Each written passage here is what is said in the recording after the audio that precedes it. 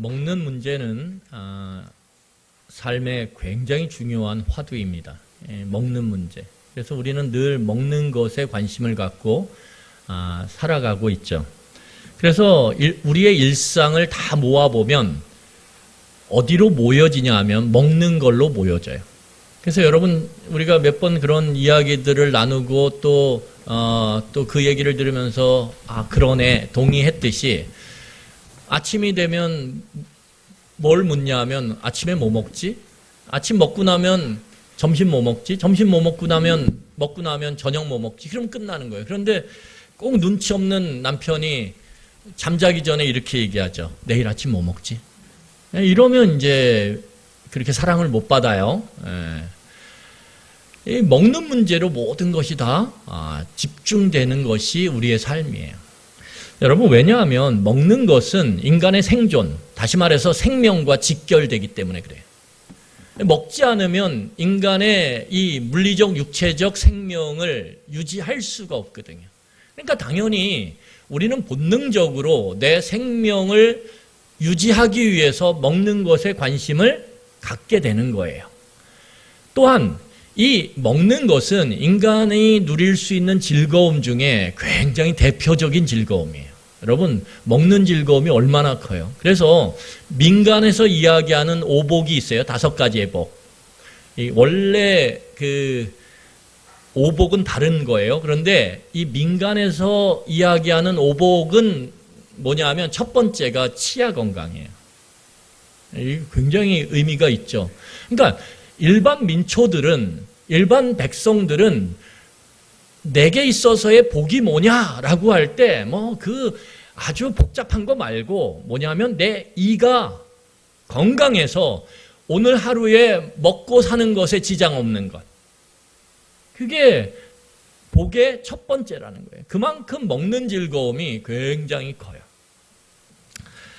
여러분, 그래서 먹는 건 민족을 초월해서, 지역을 초월해서, 시대를 초월해서 굉장히 중요한 문제죠. 그래서 이 먹는 것과 관련된 것들이 무기화가 돼요. 왜냐하면 인간의 중요한 문제이기 때문에 식량의 무기화, 이런 단어가 있는데 이게 뭐냐면 먹는 문제의 심각성을 이야기하는 거죠. 그만큼 중요하다라는 거예요.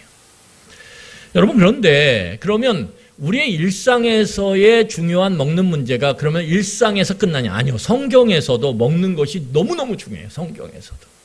그래서 성경이 참 우리와 연결되어 있다라는 거예요. 여러분, 예수님은 먹는 걸 되게 좋아하시게끔 비춰졌어요. 누구에게? 그 당시에 이스라엘의 종교 지도자였던 바리새인들과 서기관들에게 예수님은 어떻게 비춰졌냐 하면 예수라는 사람은 참 먹는 거 좋아해. 그래서 맨날 예수가 뭐 하나 이렇게 관찰하다 보면 꼭 먹고 있어. 그래서 그 종교 지도자들이 예수님께 붙여줬던 별명이 뭐냐 하면 음식을 탐하는 자, 이렇게 붙여줬다라는 거예요. 별명을. 예수님은 음식을 탐한다, 이렇게 붙여줬단 말이에요. 위로가 되지 않습니까? 예수님이 음식을 탐하는 그런 별명을 가지셨어요. 그러니까 식탐을 가진 사람이라는 거예요, 예수님이. 오늘 제목으로 말하면 식탐이 있는 분. 그러니까 여러분들 아이들이 조금 막 식탐 있는 것처럼 할 때 식탐 이러지 마세요. 예수님이시구나. 이렇게 예수님과 비슷하구나. 이렇게 보면 참 그것도 그냥 사랑의 눈길로 볼 수 있겠죠. 그렇죠? 여러분, 유대인들은 식탐을 죄로 여겼어요. 그래서 유대인들의 경건에 3가지 증표가 있는데 그중에 첫 번째가 뭐냐면 금식이에요. 그러니까 이 식탐에 빠지는 것을 죄로 여겼던 유대인들에게 내가 경건하다라는 것을 밖으로 드러내는 가장 좋은 방법이 금식하는 거예요. 여러분, 그러면 이 바리새인들과 서기관들이 예수님을 식탐이 있는 자, 음식을 탐하는 자라는 별명을 붙였다라면 도대체 그러면 식탐이 뭐냐 이거죠, 식탐. 왜? 우리에게 식탐은 부정적인 단어거든요. 예수님이 식탐을 가지신 분이라면 도대체 식탐의 그 성경적 의미가 무엇인지 우리는 같이 살펴볼 필요가 있어요. 여러분, 이 식탐이라는 것을 국어사전에서 찾으면 이렇게 정의되어 있어요. 먹을 것을 몹시 탐내는 것, 이렇게 되어 있단 말이에요. 먹을 것을 몹시 탐내는 것. 그런데 이 몹시라는 게 문제예요. 이 몹시의 기준이 뭐냐 이거죠. 먹을 것을 좋아해요? 그런데 몹시 좋아해요. 그러면 식탐이 되는 거예요. 그러면 이 몹시라고 하는 기준이 모호한 게 우리로 하여금 헷갈리게 만드는 거예요. 왜냐하면 음식을 좋아한다 그럴 때 음식의 양이나 질로 식탐의 유부를 우리가 판정할 수가 없어요. 왜냐하면 음식의 양은요, 사람에 따라 다릅니다. 만약에 씨름 선수다. 그것도 백두급의 아주 몸이 아주 거대한 사람이면 그 사람이 먹는 음식의 양은 발레리나와 다를 수밖에 없어요. 그러면 그 운동을 하는 그 사람에게 넌 식탐이 있어 이렇게 지적하는 것은 어떤 면에서는 굉장히 부당할 수 있다라는 거죠. 그리고 그 사람 입장에서는 억울할 수 있는 거예요. 나는 운동을 하고 먹고 살려면 이만큼은 먹어줘야 나의 몸을 유지할 수 있고 내가 직업 운동선수로 이 일을 계속할 수 있는데 이렇다라면 그것은 식탐이라고 그렇게 단정 지을 수가 없죠. 또한 질의 문제도 그래요. 아, 비싼 걸 먹으면 식탐이 있구나. 싼 걸 먹으면 식탐이 없구나. 이렇게 이야기할 수 없다라는 거예요. 왜냐하면 음식의 질도요, 사람의 형편이나 상태에 따라서 아주 유동적이에요. 변해요. 여러분,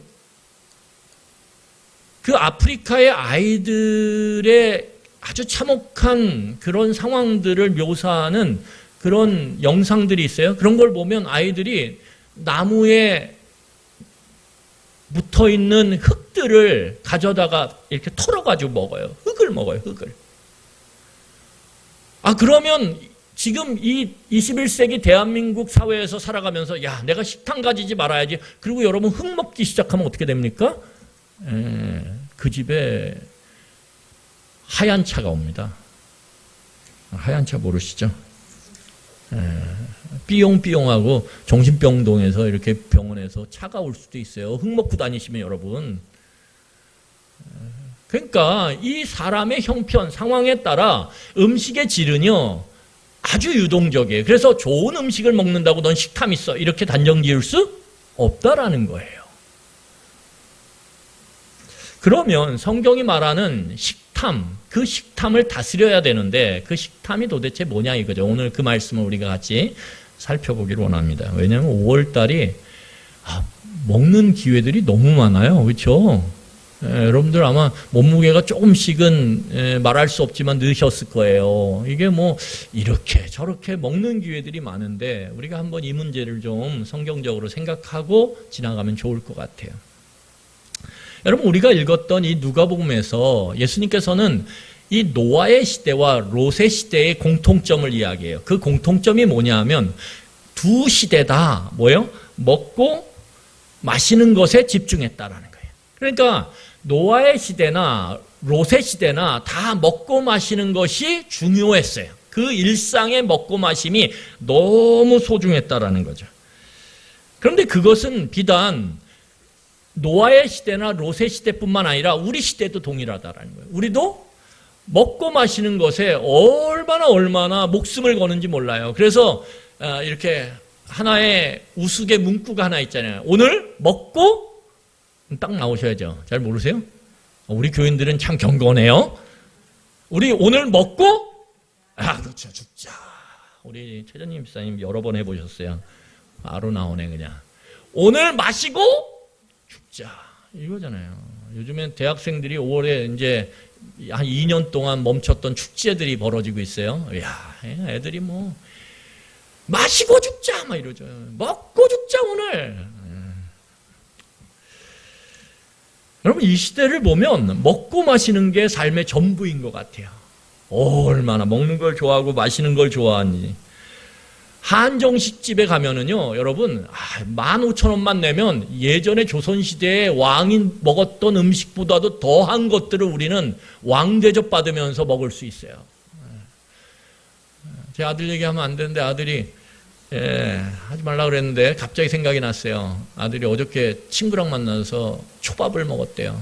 제가 초밥. 근데 이제 그게 뭐 초밥 먹을 수 있죠, 우리도. 그런데 제가 대학생 때, 저 때를 생각하면 초밥 못 먹었거든요. 학교 앞에 이렇게 있는 쭉, 저희는 이제 학교 앞에 딱 바로 붙어 있는 그런 음식점을 1, 2, 3, 4라 그랬어요. 똑같아. 음식 똑같아. 볶음밥, 김치볶음밥. 그러면 그때 한 2,000원인가. 그거 먹고도 좋았어요. 그런데, 친구 만나서 초밥 먹었어. 그래요? 그만큼 싸진 거죠. 예전에 초밥은 비쌌죠. 근데 지금은 너무 싸진 거예요. 저렴해졌어요, 가격이. 그러다 보니까 대학생들도 그냥, 오늘 좀 친구 만나서 한번 먹을까? 그러면 먹을 수 있는 음식이 돼버렸어요. 얼마나 먹는 것이 풍성한 사회인지 몰라요. 얼마나 풍성한지. 여러분, 이러한 풍성함의 이유를 잘 살펴보면 이것을 뭐라 그러냐면 농업혁명이라고 그러거든요. 농업혁명이 1차, 2차, 3차, 4차까지 지금 4차 농업혁명의 시대라고 얘기해요. 이 농업혁명은 산업혁명과 같이 맥을 같이 해요.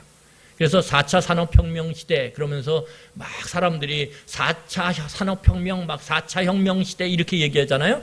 농업도 같이 따라가죠. 그래서 4차 농업혁명 시대의 키워드가 뭐냐면 스마트팜이에요. 모든 게 기계화가 돼요. 다 AI로 조정이 쫙 돼요. 그래서 인간의 노동력이 굉장히 축소되는. 그런데 어떠냐 하면 이 AI로 쫙 기계들이 조절이 되면서 그때그때 필요한 것들이 이 농산물 키우는데 공급되다 보니까 수확량이 어마어마해져요. 그리고 그것들이 다양한 유통 경로를 통해서 쫙 퍼져나가죠. 그래서 이 4차 산업혁명과 함께 맥을 같이 하는 농업혁명은 두 가지예요. 스마트한 신기술을 통한 기계를 통한 생산의 극대화, 그것이 아주 빠르게 유통되어지는 유통. 그래서 썩는 게 별로 없어요. 왜요? 실시간으로 탁탁탁탁 구매자와 연결이 되면서 바로바로 착착착착 유통이 되거든요. 그러니까 버려지는 게 별로 없어요. 그러면서 먹는 것들이 엄청나게 풍성해졌어요. 이상한 것도 막 만들어내요. 이 신기술들이 접합을 해가지고. 그렇지 않습니까? 근데 놀라운 사실은 이렇게 살기 좋은, 이렇게 먹는 것과 마시는 것이 풍성한 이 시대에 엄청난, 우리가 놀랄 만한 진실이 숨겨져 있다는 거예요. 그 진실이 뭐냐 하면, 자, 우리 한번 말씀 보겠습니다. 우리 27절이에요. 27절 같이 읽겠습니다. 27절 같이 읽겠습니다. 시작. 노아가 방주에 들어가던 날까지 사람들이 먹고 마시고 장가들고 시집가더니 홍수가 나서 그들을 다 멸망시켰으며. 우리 29절 읽겠습니다. 29절 시작. 룻이 소돔에서 나가던 날에 하늘로부터 불과 유황이 비오듯 하여 그들을 멸망시켰느니라. 여러분, 이 노아의 시대의 일상인 먹고 마심, 그리고 그것과 공통점을 갖고 있는 롯의 시대의 일상인 먹고 마심. 롯의 시대는 좀 더 문명이 발달했기 때문에 먹고 마시는 것에 더하여서 뭐예요? 짓고 뭔가 세우고 이런 것들이 추가된 일상이죠. 우리도 마찬가지예요. 더 복잡해지죠. 그런데 공통적인 건 뭐냐면 먹고 마시는 거예요. 그런데 이 먹고 마심이라고 하는 이 일상의 풍성함 가운데 경악할 만한 진실이 숨겨져 있는데 그게 뭐냐면 그 끝이 멸망이라는 거예요. 여러분, 우리가 먹고 마시는 일상의 끝이 뭐냐면 멸망이라는 거예요. 그것도 오늘 성경을 보면 홍수와 불이라고 하는 아주 참혹한 멸망이 그 먹고 마심에 집중한 일상 가운데 주어졌다라는 거예요. 놀랍지 않습니까? 내가 먹고 마시는 것에 막 주목하고 집중하고 살아가다 보면 끝이 멸망이구나 이렇게 생각되는 거죠. 그러면 좀 밥맛이 떨어져야 되는데 그렇지 않아요. 얼마나 밥맛이 좋은지. 참. 이런 말씀을 딱 듣고 나면 점심이 주여 저에게 오늘 메시지를 주셨으니까 제가 오늘 금식할 이러면 좋은데 막 더 배고프죠, 그렇죠? 그러면 도대체 먹고 마시는 이 당연한 듯이 보이는 이 일상생활이 어떤 문제가 있길래 그 끝이 멸망이냐 이거예요. 도대체 이 평범한 먹고 사는 문제가 왜 끝에가 파멸이냐 이거죠. 우리 같이 한번 이 말씀을 같이 살펴보려고 그래요. 여러분, 노아의 시대나 롯의 시대나 그들이 집중했던 건 오로지 먹고 마시는 거예요. 이 먹고 마실 때 어떤 문제가 일어나냐면 사람들은 좀 더라고 하는 이 내면의 욕구가 발동을 해요. 좀 더. 여러분, 우리가 무엇인가 먹고 마실 때 어때요? 좀 더 좋은 걸 먹고 싶어 해요. 좀 더, 야, 맛있는데 요보다 좀 더 맛있어. 그러면 글로 가죠. 그렇죠? 물도 여러분 예전에는요 수돗물 마셨어요. 제가 생각하면 초등학교 때, 중학교 때, 고등학교 때 체육 활동하고 나면 그냥 수도가에 가가지고 그 시원한 수돗물 팍 틀어놓고 막 콸콸콸 마시고 그래도 이렇게 건강하게 살아있잖아요. 그렇죠? 그런데 요새는 수돗물 애들이 마시려고 그러면 어떻게 해요? 안 돼. 그때보다 더 좋아졌을 텐데. 더 정수시설이 좋아졌을 텐데. 그런데 안 된대요. 그리고 어떻게 하냐면 생수를 마시죠. 돈 주고 산 물을. 거기에 좀 더 더하면 뭐예요? 좀 더 좋은 물을 마시고 싶어. 그러면 애자 들어가는 걸 이제. 에라가 아니에요. 애비 뭐 이러면서. 이런 걸 마시면 내가 뭔가 된 것 같고 내가 잘 사는 것 같고 마음에 뿌듯함이 쫙 느껴지죠. 애비 이러면 딱 먹으면 그렇지 않습니까? 그런데 여러분 이 좀 더라고 하는 먹고 마시는 것에 대한 내면의 욕구 좀 더라는 것이 발동하기 시작하면 인간은 어디로 가냐면 죄의 길로 가는 거예요. 왜요? 여러분 우리가요 포장마차에서 죄 짓는 사람들이 더 많을까요? 룸사롱에 죄 짓는 사람이 많을까요? 저는 룸사롱이 더 많다고 생각해요. 왜냐하면 룸사롱은 마시는 게 비싸거든요. 제가 듣기로는. 비싼 걸 마시려면 어때야 돼요? 그 안에 뭔가 불법이 있어야 돼요. 아니 제가 있다라는 게 아니라 영화만 봐도요. 포장마차에서 그 몇천 원 되는 거 마시는 사람보다는 몇십만 원, 하루에 몇백만 원, 몇천만 원짜리 마시는 사람들의 그 무리 속에 저는 불법이 더 많다고 생각해요. 그러니까 좀 더 좋은 것을 마시려면, 좀 더 좋은 것을 먹으려면 우리는 그 목표를 위해서, 그것을 위해서 죄를 짓는 걸 쉽게 생각할 수 있다는 거예요. 쉽게. 여러분 그래서 사람들이 먹고 사는 것에 열중할수록 그들이 사는 세상은 죄와 악이 더 가득합니다. 무슨 말이냐면 아프리카를 보면 알아요. 아프리카도 먹고 사는 게 중요하죠. 그런데 먹고 살 게 별로 없어요. 좀 더라는 것이 내 내면에서 움직일 수가 없어요. 왜요? 뻔하거든요. 아프리카 초원에 사는 사람들은 뻔하거든요. 저 아마존 정글에서 살아가는 그러한 사람들의 먹고 사는 건 늘 똑같거든요. 뻔하거든요. 오늘 정말 좋아서 화살을 썼는데 그 화살이 눈이 멀어가지고 어떻게 해요? 지나가던 짐승을 하나 탁 잡았어요. 그러면 그날은 잔칫날인 거예요. 너무너무 기쁜 잔칫날. 뻔하거든요. 먹는 게. 그런데 서울 한복판, 뉴욕의 한복판, 맨하탄 먹고 사는 것의 이 기준이 엄청 높아지는 이러한 고도로 발달된 사회에서는 훨씬 더 사람이 죄와 악 가운데 그렇게 살아가는 삶이 심심치 않게 보여진다라는 거예요. 훨씬 아프리카보다 아마존보다 훨씬 죄가 많아요. 훨씬 악이 많아요. 그런데 그게 좀 더 먹고 좀 더 마시고자 하는 인간의 욕구가 분출되고 폭발되는 곳, 그리고 그 폭발되는 욕구를 채울 수 있는 곳에 죄와 악이 점점 확장된다라는 거예요. 여러분, 노아나 롯의 시대는요, 그 일상에 먹고 마심에 사람들이 집중했기 때문에 하나님의 말씀에 대한 관심이 없었어요.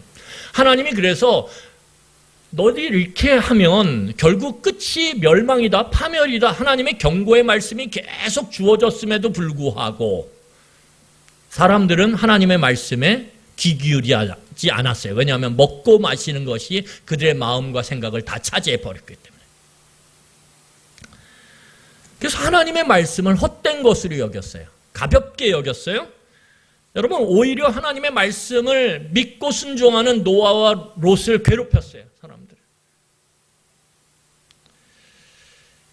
여러분, 이게 뭐냐 하면 결국은 먹고 마시는 게 내 삶의 목표가 되고 내 삶의 이유가 된 거죠. 삶의 이유가 된 거예요, 이유가. 그러니까 노아 시대와 롯의 시대의 먹고 마심은 수단이 아니에요. 삶의 수단이 아니고 방법이 아니라 도구가 아니라 이유가 됐고 목표가 됐다라는 게 이게 문제의 핵심이라는 거예요. 여러분, 원래 이 먹고 마시는 것은 하나님께서 생존, 곧 생명을 위해서 인간에게 주신 창조의 원리예요. 예, 사람들은 먹고 마시며 살게끔 하나님이 만드셨어요. 그래서 사람들이 먹고 마시는 것을 추구하는 것은 죄가 아니에요. 문제는 뭐냐면 그 먹고 마심에 선이 있어요. 하나님이 정하신 창조의 질서의 선. 그 선을 넘어가면 그 먹고 마시는 일상이 죄가 되고 악이 되어서 우리의 삶을 파멸로 탁 목을 잡고 끌고 간다라는 게 문제라는 거예요.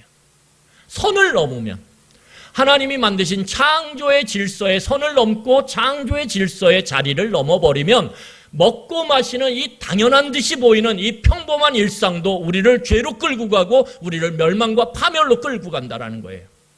그래서 무서운 거예요.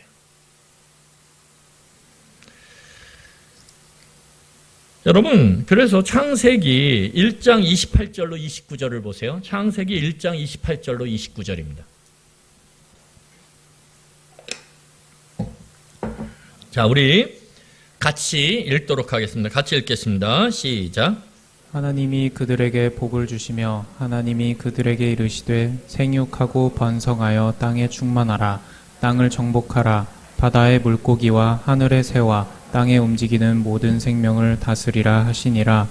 하나님이 이르시되 내가 온 지면에 씨 맺는 모든 채소와 씨 가진 열매 맺는 모든 나무를 너희에게 주노니 너희의 먹을거리가 되리라. 여러분, 거기 보면 하나님이 창조하실 때 창조의 질서에 대해서 말씀을 하시는데 그 창조의 질서의 핵심이 뭐냐면 인간을 만들고 그 인간에게 복을 주셨어요. 그 복은 뭐냐면 너희들이 이 땅 가운데 충만하여져서 다스리는 거예요. 이 땅을 다스리는데 어떻게 해요? 하나님의 형상으로서 다스리는 거예요. 그러니까 인간의 다스림의 모습을 보면 하나님의 성품의 모습이 보여야 돼요. 그래야 하나님이 그들의 삶을 복되게 만드시겠다라는 거예요. 그러니까 인간의 통치 다스림은 복이에요. 여러분, 인간이 열심히 삶의 시간과 에너지를 갖고 열심히 여러분들의 일상의 삶 가운데서 열심히 다스려요. 무언가를 다스려요. 그럴 때 그게 뭐가 돼요? 여러분 인생의 복이 되죠. 자녀를 낳았어요. 자녀를 열심히 하나님의 성품으로 다스려요. 그러면 그 아이가 자라가면서 사무엘처럼 하나님과 그 주변의 많은 사람들에게 은혜를 끼치는 복이 된다라는 거예요. 어떻게 자녀를 다스리냐에 따라서. 여러분, 그런데 오늘 성경을 보면 하나님이 주신 복은 우리에게 다스림의 복이에요. 근데 문제는 뭐냐면 그 다스림을 위해서 하나님께서 마지막에 우리에게 주신 게 있어요. 그게 먹거리란 말이에요. 오늘 거기 뒤에 보세요. 너희에게 먹을거리를 주리라. 왜 먹을거리를 줘요? 너네들이 하나님의 성품과 마음으로 다스림의 역할을 제대로 해서 이 땅이 복된 땅이 될 수 있게끔 내가 하기 위해서 먹을거리를 준다라는 거예요. 이게 그러면 뭘까요? 하나님의 사명을 맡은 자로서 이 땅을 살아가는 데 있어서의 수단이죠. 먹을거리는. 도구죠. 그런데 이게 뒤바뀌어 버렸어요. 어떤 시대에는요? 노아의 시대와 롯의 시대는. 그리고 우리 시대는. 먹을 게 마실 게 수단이고 도구가 아니라 하나님의 뜻을 이루어가는 수단과 도구가 아니라 내 삶의 이유가 되고 목적이 됐죠. 그래서 여러분 우리는요 열심히 먹고 마시는 것에 노아의 시대처럼 롯의 시대처럼 헌신해요. 여러분 얼마나 헌신하는지 몰라요. 그래서 찬송가에 이런 찬송가가 있어요. 아골골짝 핀들에도 복음 들고 가오리니. 너무 은혜가 되지 않아요? 제 소리가 좀 은혜가 안 되죠. 그런데 가사가 바뀌어요. 요즘 시대의 성도들의 가사가. 아골골짝 핀들에도 이거 거친 땅이라는 거예요. 죽음의 땅이라는 거예요. 거기에 복음 들고 가라 그랬는데 우리는 지금 어떻게 부르냐면 아골골짝 핀들에도 미슐랭 들고 가오리라. 여러분 미슐랭이 프랑스 말이죠. 이걸 영어로 바꾸면 미쉐린 가이드예요. 이 미쉐린 가이드가 프랑스 말이 되면, 왜냐면 프랑스가 이제 먹을 게 아주 고급지니까 그래서 미슐랭이라고 부르는데, 이 미쉐린 가이드가 뭐냐면 미쉐린이 뭐예요? 타이어 회사란 말이에요. 타이어 회사. 근데 타이어 회사가 타이어를 많이 팔고 싶은 거예요. 많이 팔려면 어떻게 해야 돼요? 사람들이 자동차를 타고 뻔질나게 막 다녀야 돼요. 그래야 타이어가 달 거 아니에요. 그러다 보니까 미쉐린의 이 오너들이 아이디어를 낸 거예요. 사람들이 차를 타고 주말마다 뻔질나게 막 다니게 하려면 뭐가 있어야 돼요? 어디에 맛집이 있는지 지도를 만들어야 되겠다. 안내 책자. 그래서 만든 게 미쉐린 가이드예요. 거기 딱 보면 어디에 맛있는 게 있는지 쫙 표시가 되어 있어요. 그럼 사람들이 차를 몰고 가죠. 타이어가 달아요. 참 복잡하게 살아요. 그렇죠? 그래서 미슐랭이 최고의 타이어 회사가 된 거예요. 그게 미슐랭이에요. 별걸 다. 중요한 건 뭐냐면 헌신돼 있다라는 거예요. 그 미쉐린 가이드를 들고, 요즘에는 우리나라 앱이 있죠. 어디가 맛있는지 평점돼 있는 앱 들고 어떻게 합니까? 어디든 간다네. 어디든. 그게 아골골짝이든 저 두메산골 시골이든 상관없어요. 물 건너 바다 건너 간다라는 거죠. 짜장면 먹으러 어디가 마라도도 간다라는 거예요. 헌신돼 있죠. 먹고 마시는 거. 이 지금 시대만큼 헌신돼 있는 것도 드물어요. 여러분, 먹고 마시는 것을 위해서 어떤 것도 희생해요. 어떤 것도 희생. 돈이요? 아끼지 않아요. 에휴, 내가 2번 사나 1번 살지 그러면서 뭐예요? 먹고 죽자 이러죠.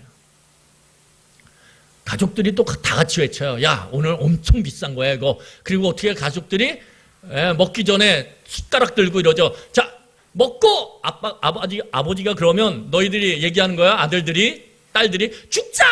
여러분 생각해보세요. 이게 정상적인가요?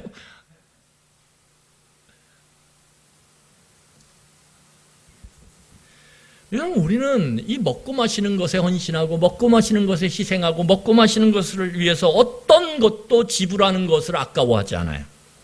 아끼지를 않아요. 아끼지. 한 번 먹고 죽을 것처럼 그렇게 집중해서 살아요. 먹을 때 보면요, 정말 와, 인생에서 저렇게 집중할 수 있을까? 그럴 정도로 그렇게 집중하면서 살아가요. 그런데 이 모든 헌신과 먹고 마시는 것을 향한 희생과 그 지불과 그 집중과 이 모든 것은 누구에게 하는 거냐면 하나님에게 하는 행위거든요. 이 노아의 시대든 롯의 시대든 하나님께 해야 되는 그 자리에 하나님을 딱 치워버리고 뭘 하냐면 좀 더 잘 먹고 좀 더 잘 마시는 것이 그 자리를 차지해버렸다는 거예요.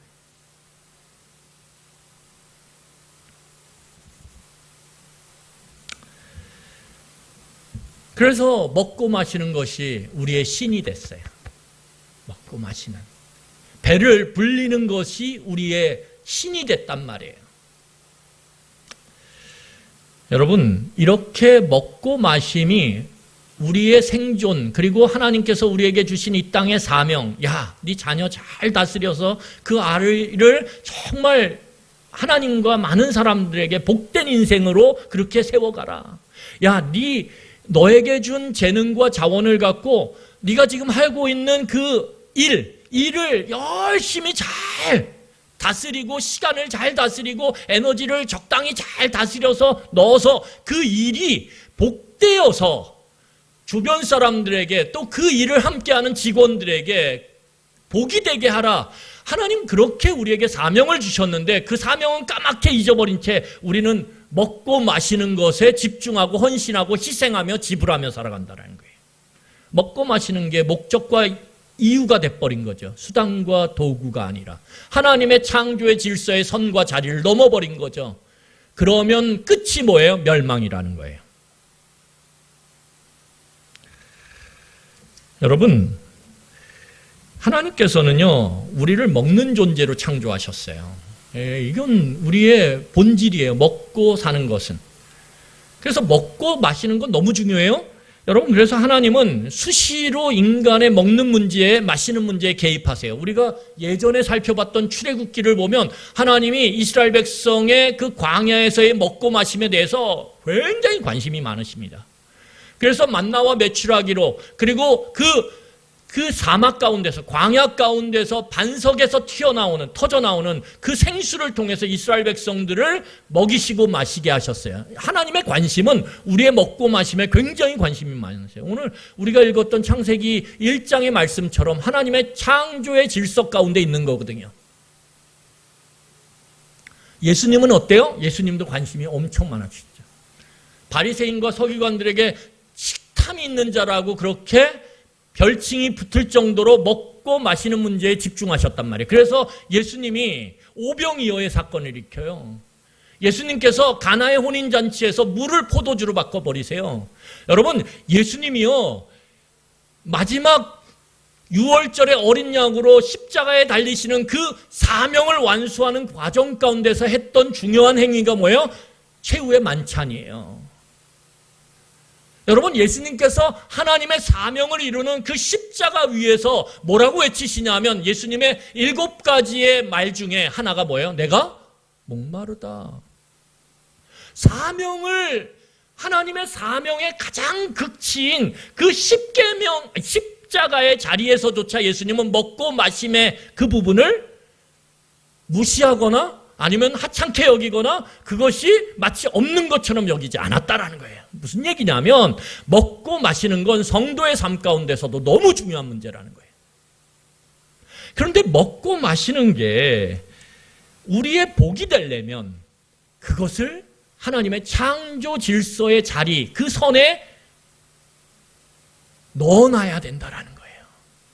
우리의 삶의 생존, 우리의 삶의 사명을 이루어가는 데 있어서의 도구의 자리를 넘어서서는 안 된다라는 거예요.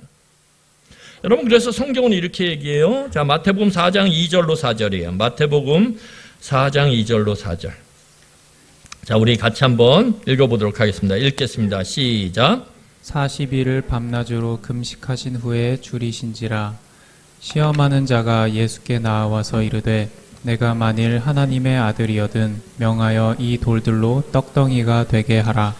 예수께서 대답하여 이르시되 기록되었으되 사람이 떡으로만 살 것이 아니요 하나님의 입으로부터 나오는 모든 말씀으로 살 것이라 하였느니라 하시니. 여러분, 이 배경을 다 아시죠? 예수님께서 이제 하나님의 사명을 이루어 나가는 공적인 생애를 시작하시기 전에 예수님이 시험을 받으세요. 그 시험이 세 종류인데 그 중에 하나가 뭡니까? 이 사단이 돌을 떡으로 만들라라는 거죠. 결국은 인생에 있어서 먹고 사는 문제가 그만큼 중요하다라는 걸 사단도 알았어요. 그리고 그 먹고 사는 문제가 인생에 하나님께서 주신 사명을 얼마든지 왜곡시킬 수 있는 강력한 무기라는 걸 알았어요, 사단이.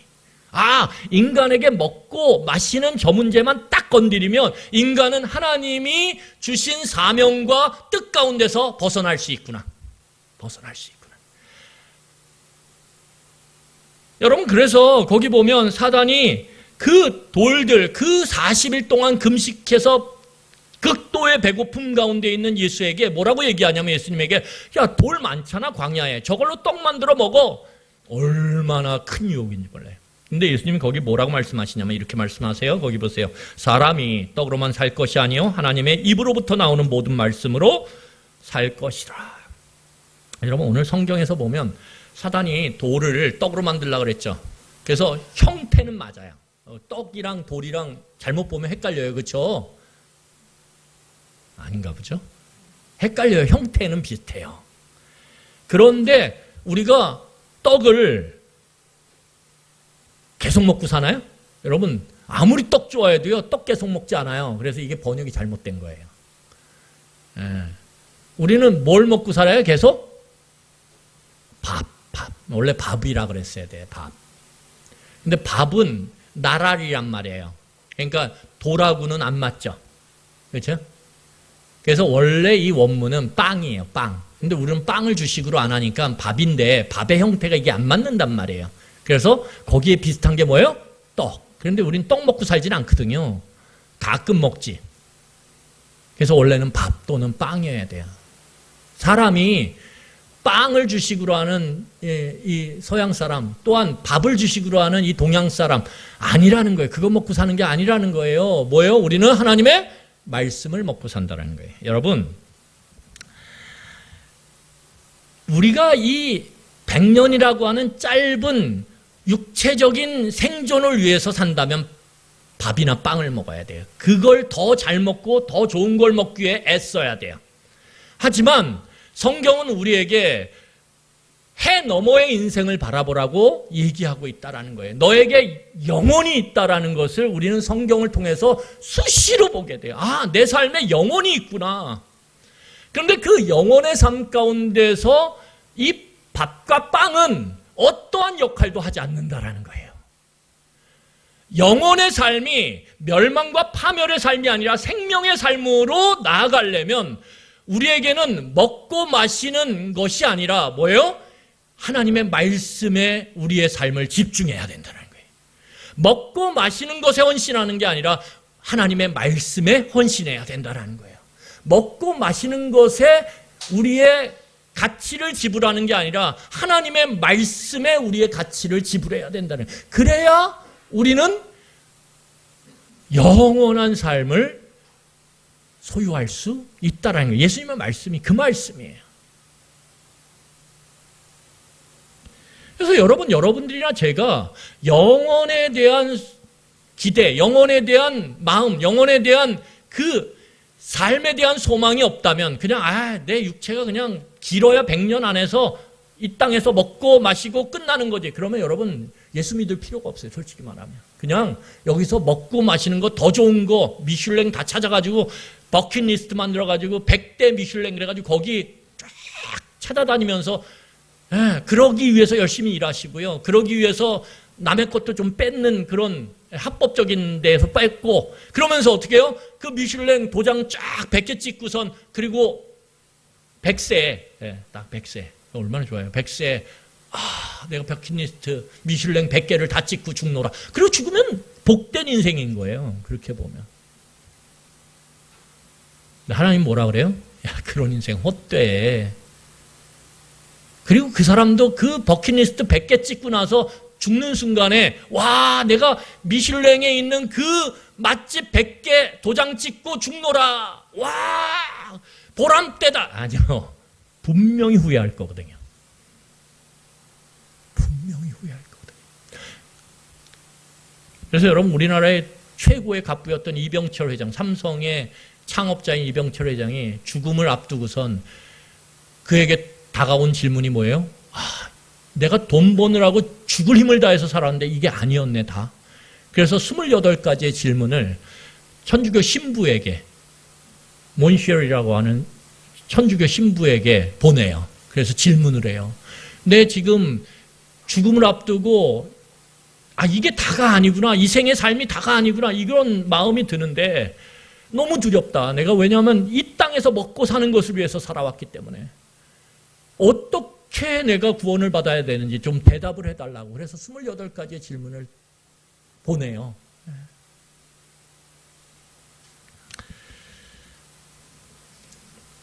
여러분 절대 먹고 마시는 건 우리의 삶의 목적이 될 수도 없고 이유가 될 수도 없어요.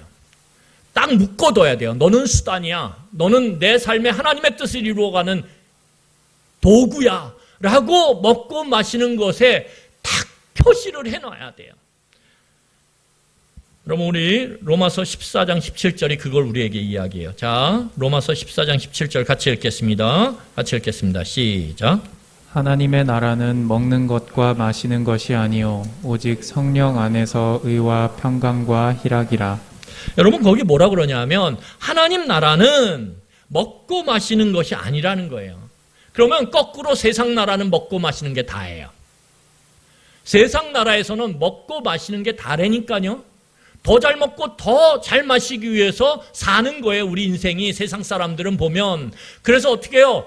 아유, 열심히 일해서 그 월급 가지고 좋은 데 가서 그 내가 가고 싶었던 버킷리스트 하나 맛집 가가지고 먹고 어떻게 해요? 사진 찍고 그거 SNS에 올리고 자랑하고 그게 인생의 기쁨이고 인생의 만족이에요. 인생의 평화를 줘요. 와, 거기 가려고 막 일할 때는 그냥 짜증나. 막. 그런데 거기 가서 그걸 탁 시켜놓고 사진 탁 찍을 땐 어때요? 평화가 임하죠. 평화가 임해. 잠시. 그 사진 찍을 때만 딱 평화가 임하죠. 그런데 또 배고프거든요. 그렇지 않아요? 아, 또 목마르거든요. 그러니까 그 만족과 평화와 기쁨은 또 사라져 버려요. 여러분, 이게 세상 나라에서 먹고 마시는 것이 이유가 되고 목적이 될 때 나타나는 결핍이에요. 그런데 성경은 뭐라 그러냐면 하나님의 나라는 오직 성령 안에서 의와 평강과 희락이다. 여러분, 우리가 왜 먹고 마시는 것에 집중해요? 아, 그게 좋아 보이거든요. 그게 우리의 삶에 평화를 주는 것 같거든요. 그게 내게 기쁨이 되거든요. 그런데 그거 잠시라는 거죠. 잠시라는 거죠. 정말 우리의 삶에 의로움과 평화와 그리고 기쁨을 주는 건 뭐예요? 내가 이 땅 가운데서 하나님의 다스림을 받으며 살아가는 거예요. 하나님의 나라는 하나님의 다스림입니다. 내가 하나님의 다스림을 받으며 먹는 것에게 이렇게 이야기하는 거예요. 마시는 것에 이렇게 얘기하는 거예요. 너는 수단과 도구야. 이렇게 얘기하는 거예요. 그런데 자꾸 말을 안 들어요. 먹고 마시는 게 자꾸 내 삶의 주인이 되려고 그러고 목적이 되려고 이유가 되려고 그래요. 그때 딱 하는 거죠. 너는 먹고 마시는 게 내 삶의 이유나 목적이 아니라 수단과 도구인데 자꾸 이유와 목적이 되려고 내 욕구를 불러일으켜? 너 좀 버릇을 들여야 되겠다. 내가 가르칠게. 먹고 마시는 것. 그러면서 금식하는 거죠. 금식하면 어떻게 돼요? 먹고 마시지 않아도 살거든요. 그러면서 이 먹고 마시는 이 날뛰는 말과 같은 이런 먹고 마심의 대상을 길들이는 거죠. 너는 수단이야. 너 내가 한 이틀, 3일 안 먹어도 나 산다? 까불지 마.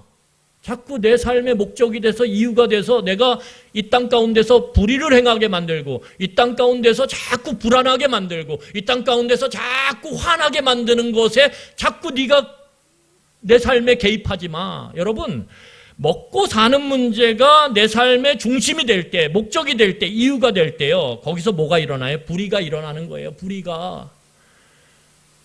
러시아가 왜 우크라이나를 침공했어요? 먹고 사는 문제 때문에 그렇거든요. 결국은. 먹고 사는 문제 때문에 지금 그 우크라이나의 억울한 정말 죄 없는 어린아이들과 병든 자들과 나이든 자들이 죽어나가고 있어요.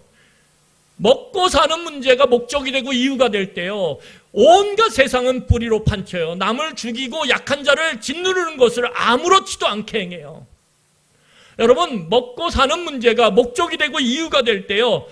늘 내 마음에 불안이 있어요. 내가 못 먹으면 어떡하지? 내가 먹는 게 끝이면 어떡하지? 더 잘 먹지 못하면 어떡하지? 남보다 더 좋은 거 먹지 못하면 어떡하지? 늘 불안해요. 늘 불안해요. 여러분, 먹고 마시는 게 내 삶의 이유와 목적이 될 때요. 우리에게 기쁨이 없어요. 화만 나요. 화만 나요. 남 SNS에서 올린 맛있는 음식 찍힌 거 보면 화가 나요. 막. 기쁨이 없어요. 그러면서 내가 먹는 집 안에서 내 아내가 차려준 맛있는 된장찌개, 내 부모가 차려준 그 맛있는 김치찌개가 하찮게 보여요. 내 마음에 화만 쌓여가는 거죠.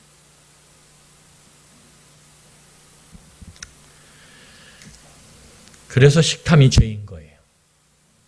여러분, 이 시간에 우리 말씀을 정리하며 우리 좀 같이 기도했으면 좋겠습니다.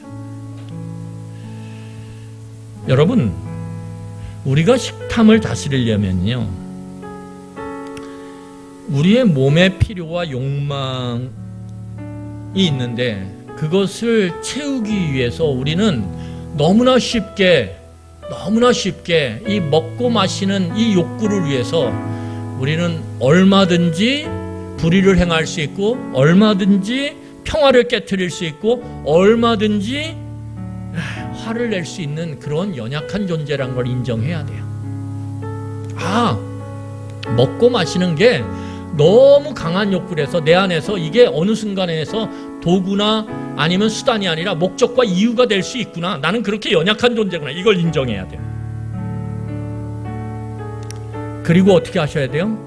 여러분들이 그 먹고 마심의 자리와 선을 지켜주기 위해서 여러분 애쓰셔야 돼요. 어떻게 애쓰시냐면, 여러분, 우리가 잘 우리의 삶을 돌아보면요, 우리의 영이 충만해져야, 우리의 영이 충만하게 거룩한 영, 성령의 충만함을 덧입을 때 우리가 먹고 사는 문제를 제자리를 지켜줄 수 있어요. 근데 우리는 영을 충만케 하는 일은 소홀해요. 그런데 우리의 육체를 채우는, 육체를 유지하는 먹고 마시는 것에는 굉장히 헌신하고 집중해요.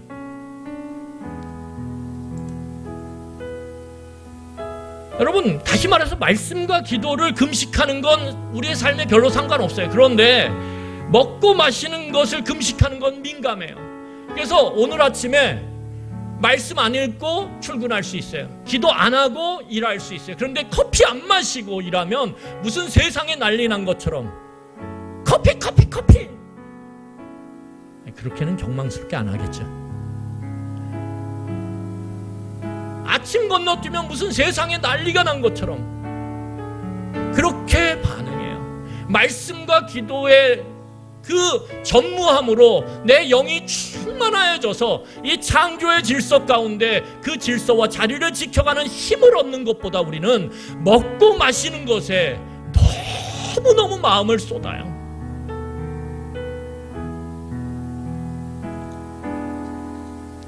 한 끼 못 먹으면 어때요? 커피 좀 안 마시면 어때요?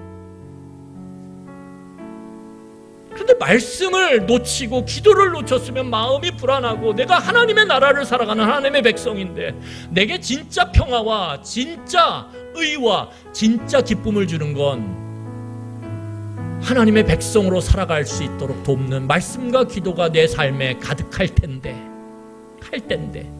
그러면서 여러분 한다면 여러분들의 삶이나 제 삶이 훨씬 더 멋지고 아름다운 삶이 될 거라고 생각해요. 그래서 여러분, 저는 정기적으로 저나 여러분들이 하루라도 금식을 했으면 좋겠어요. 여러분들의 경건함을 위해서, 여러분들의 삶이 먹고 마심 가운데 결국 멸망으로 가지 않기 위해서, 여러분들이 먹고 마심을 수단과 방법으로 그렇게 자리매기고 선을 그어주기 위해서 여러분들 삶에서, 저의 삶에서 금식을 하기로 했으면 좋겠어요. 그리고 그 금식한 돈, 그게 몇천 원이든 아니면 뭐 만 원이든 상관없이 그것을 연약한 자들을 위해서 보냈으면 좋겠어요. 기부했으면 좋겠어요. 그게 얼마든지 상관없어요. 그래서 내가 먹고 마심의 수단과 도구화를 하는 그것이 누군가에게 하나님의 다스림에 내가 순종함으로 누군가의 삶을 화평케 만들고 그 삶을 기쁘게 만드는 그러한 길이 되는구나를 경험하며 살아갔으면 좋겠어요. 그것이 이 땅을 살아가는 하나님이 주신 먹고 마심의 일상 가운데 우리가 멸망의 길이 아니라 생명의 길로 가는 비결임을 여러분 기억하시길 바랍니다. 우리 같이 이 시간에 기도하겠습니다. 나의 기도하는 것보다